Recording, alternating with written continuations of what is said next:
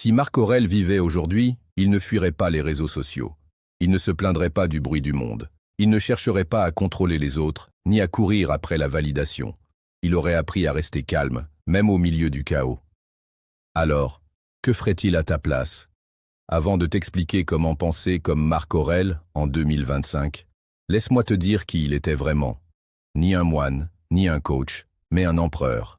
Un homme avec le poids d'un empire sur les épaules. Marc Aurèle a gouverné Rome pendant 19 ans, pendant des guerres, des épidémies, des trahisons, des douleurs personnelles immenses.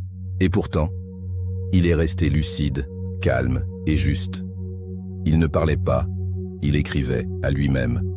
Son journal intime est devenu l'un des plus puissants livres de développement personnel de l'histoire. Et il ne l'a pas écrit pour paraître sage, il l'a écrit pour ne pas devenir fou.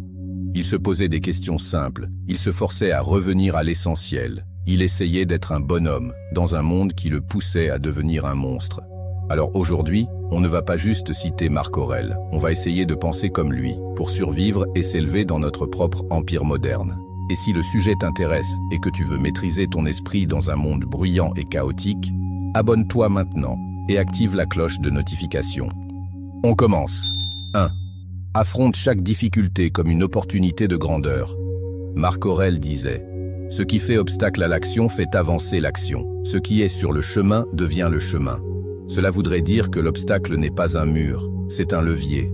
Et pourtant, en 2025, combien d'entre nous abandonnent dès que la route devient difficile? Combien abandonnent dès qu'il y a une critique, un échec ou un imprévu?